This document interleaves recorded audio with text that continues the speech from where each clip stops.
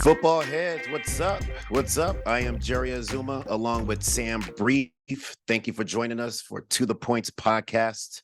You will quickly hear breakdown of primetime NFL matchups along with some bets that I like. So, man, I tell you what, the Lions and Chiefs, Sam, that was a good one last night. What do you think? I think Kadarius Toney just dropped another pass. I think that Travis Kelce was needed in this game. Yes. Zoom, we got to hear your thoughts. Along with Chris Jones, I mean, there was just a gaping hole, in the middle of that defense for the Chiefs. No Chris Jones. There was a lot of problems all over the place. Nagy obviously was calling the plays too. So it just didn't seem like they were really in sync. And the Lions, I mean, tremendous job by Dan Campbell, the head coach. He really got his team, fired up to play this football game against the defending Super Bowl champions. The Lions are real. They're the truth right now. And they showed it on national TV. So you got to give them a lot of respect right now. But not too much respect because we're Bear fans. No. We'll give them like a smidge of respect. But for me, the story of this game was the Chiefs' offense falling short, not like, hey, the Lions are instantly Super Bowl contenders.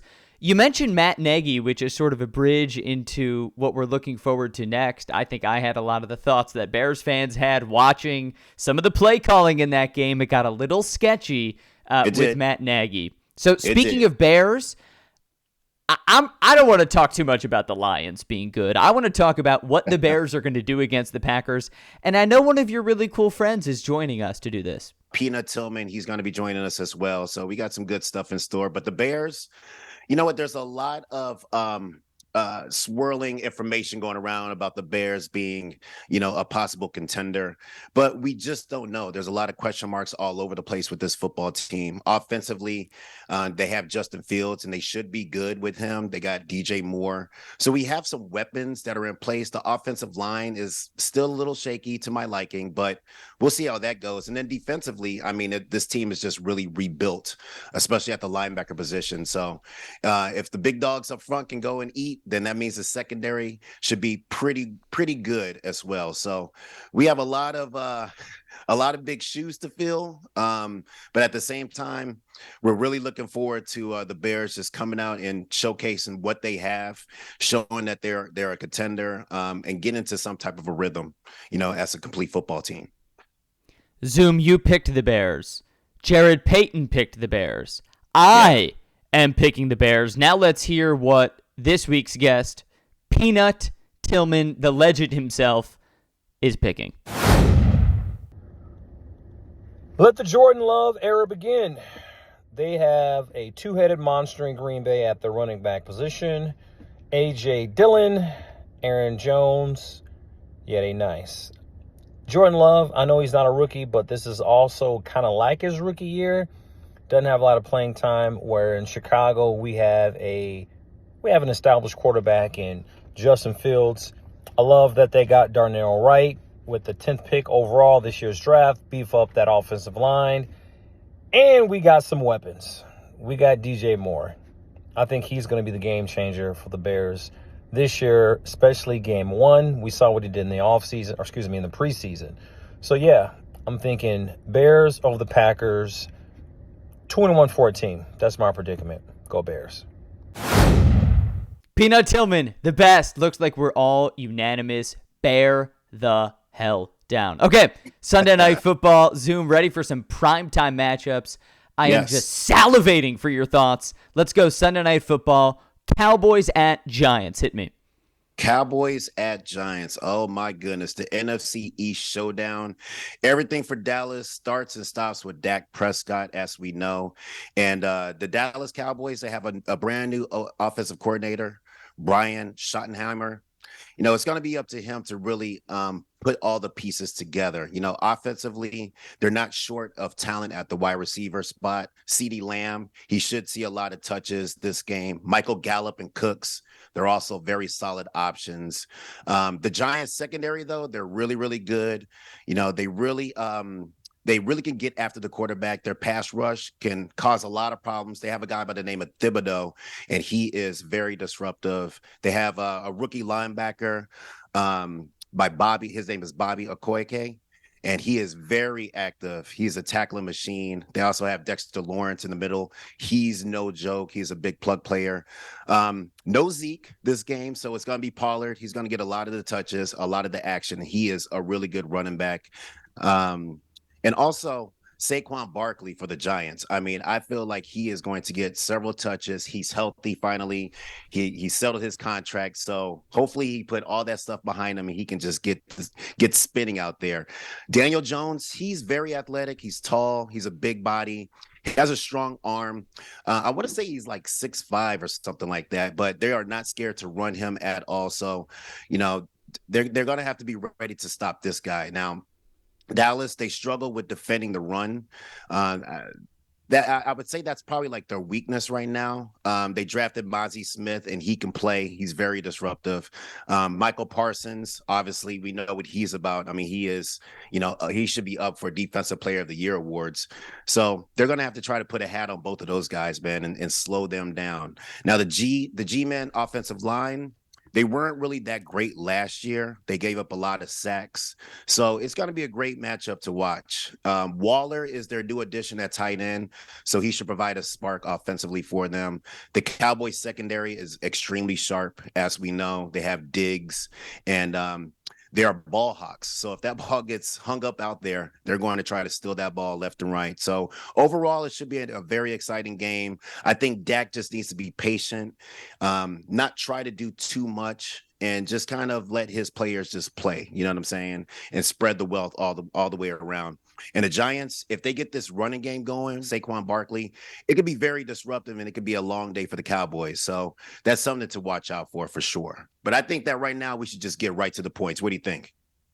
I think so too. Also, quick fact check. Thumbs up. Green check mark. Daniel Jones is, in fact, 6'5", and reports out of the Giants camp say he gained 10 pounds of muscle.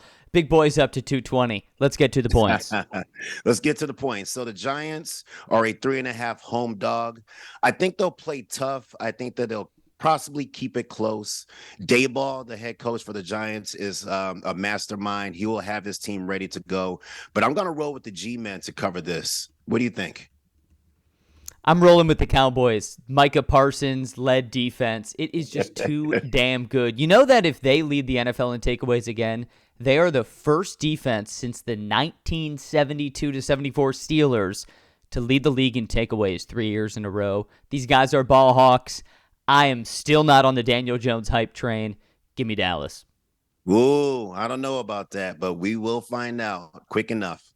Now, some of the bets that I like Saquon Barkley over 65.5 rushing yards and a touchdown. I also like Daniel Jones over 31.5 rushing yards, and Dak under 236 passing yards. You can book it. Book it, and then how many weeks under 236 before people start calling for Trey Lance? I'm going to give him like 4 weeks. It's probably going to be earlier than that. It's all up to Dak. If Dak can actually show and prove that he belongs there, then, they'll put all that other stuff to bed. Dak and Daniel on Sunday night.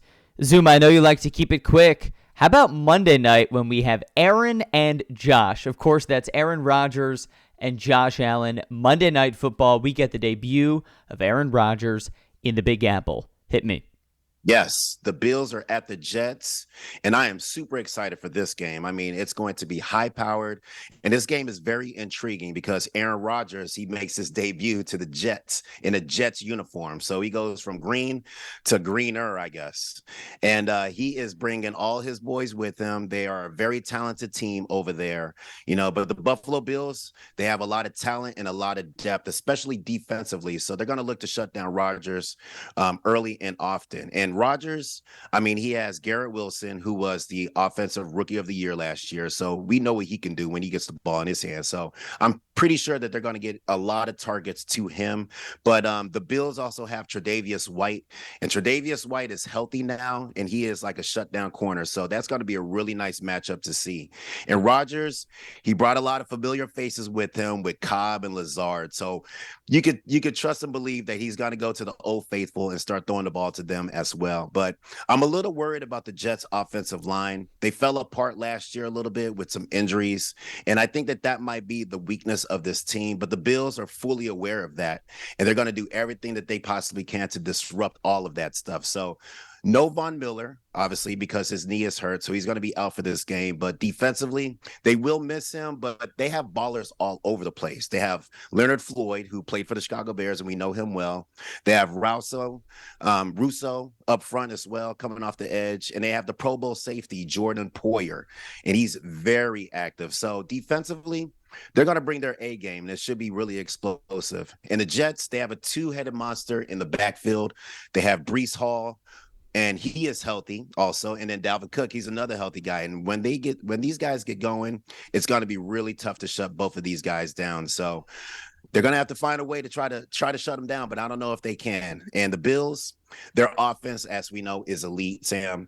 They have Josh Allen. They have Stephon Gibbs. They have Gabe Davis, Dawson Knox, who was the Pro Bowler tight end also. So, and also they have Kincaid, who's a tight end, the rookie tight end. So they have weapons all over the place, and I'm sure Josh Allen is going to try to spread the wealth and get in that end zone because they're going to have to defeat this team. But defensively, they have the Jets have DJ Reed and Sauce Gardner, and Sauce is just the man back there. I mean, what he's been able to do in his first year in the NFL has been tremendous, and I think that this trend keeps on going.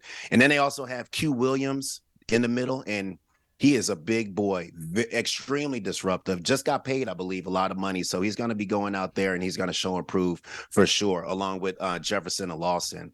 And they're linebackers, they're tackling machines, as we know. So this is going to be a fantastic matchup for Monday Night Football. I am really looking forward to this. What about you, Sam? Me too. By the way, Q Williams, yeah, he's a rich man now. 4 years, $96 million. I think Joe Burrow would still buy him dinner if those two ever go out.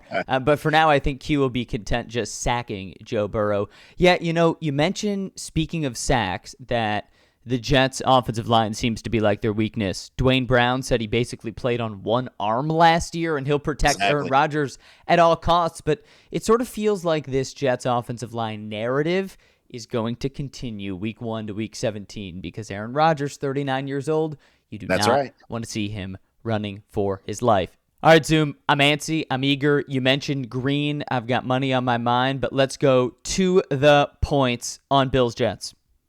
Here we go. So the Jets are currently a 2.5-point home dog. So I think this game will be close. I like the matchups that are across from each other. I think they're evenly matched. It's two really good quarterbacks. I really do like the Jets on this one, though. I like the Jets to cover the spread. What about you? I like the Bills. I'm going to disagree with you twice, which is bold, but then again, you were wrong on Thursday Night Football, so I guess I should hedge my bets against you. I just think this Bills team has too much firepower. Yeah, the Jets are probably a playoff team, but it just... I get the juju that Josh Allen is going to go off fresh legs after a full off season. So give me the Bills, but people maybe want to listen to Zoom. He played in the NFL, and I'm just a dude. Very bold, very bold. Well, let's get to some bets. Let's do it. Right now, I like Josh Allen under 253 passing yards because I feel like this game is going to have a lot of explosive defensive games. I think there's going to be some sacks involved and things like that, and some hurry up, some pressures. So defensively, I think that they're going to get after him. So I'm going to take the under there for passing yards for Josh Allen. But I do see Josh Allen with a rushing touchdown. Now, with these big quarterbacks, they love to just, run like quick little runs around the tackles and the guards and things like that. So I feel like if they get close to the goal line, they're going to run Josh Allen around the corner, and I think that he's going to get in for a touchdown. And lastly, I like Allen Lazard over 39.5 receiving yards. Like I said, this is going to be a defensive, really good matchup. And I think one person that might get a little bit busy right now is Allen Lazard. And plus, he's a favorite of Rodgers. One more for you, Zoom. I got a question here. Dalvin Cook is someone I almost drafted in fantasy. I see his over-under 43.5 rushing yards, which feels low for a player like Dalvin Cook. Over-under there. I would say under just because they're a two-headed monster back there, and the defensive line is serious business. So I'm a go under because they also have Breece Hall as well, and I think that they're going to split time, and I don't think that he's going to get over that amount. All right, I mentioned fantasy, so I want to finish out with a new segment that we're debuting here on To The Points. How about a little fantasy football, Zoom? I just had my fantasy draft the other night, and there is nothing that's been on my mind more in the last 48 hours. So let's hear some of your fantasy picks. I'm dying. Oh, my goodness. Well, I only have a couple of them, but Okay. right now, for starting for a quarterback, I want to say Geno Smith. Now, Geno Smith last year did a fantastic job. Like, he really did with what he had. He was able to step in there and move this team forward. I think there's going to be more of that this year. I really like Geno Smith in this matchup. And then Javonte Williams, I feel like with this matchup, it's really set up really nice for him. So I think that he's going to go off and go crazy. And for defense, I like the Washington defense versus the Arizona Cardinals. It feels like the Cardinals are tanking. That's what it feels like. And I feel like the Washington defense is going to be all over that. It's going to be pick city. Trust me on this. Pick city, sacks all over the place. This defense is going to be ready to play. Ron Rivera is going to have this team ready to play. You mentioned Ron Rivera. I just drafted scary Terry McLaurin. I'm hoping he plays. What do you think of my man, Scary Terry? I like him. Extremely shifty, very athletic. He has a lot of speed. I like the matchup. I like Terry for sure. He's going to spin. That's a good pickup there, Sam. He's got a little turf toe. Do you ever have turf toe? I had turf toe, but it didn't slow me down. That year I rushed for a little over, 2,000 yards. So they'll get that thing sewed up, and he's going to be totally fine. Okay, for your next, I know you just had a birthday. Happy birthday, by the way. For your next birthday, I'm going to get you a shirt that says, I had turf toe and still rushed for 2,000 yards because I am Jerry Azumah. I like it. All right, Zoom, great episode 2. Why don't you take us home? All right, football heads, this has been To The Points. Make sure to like and subscribe and follow at Jerry Azumah and Sam Brief on all social media platforms. Until next time, guys.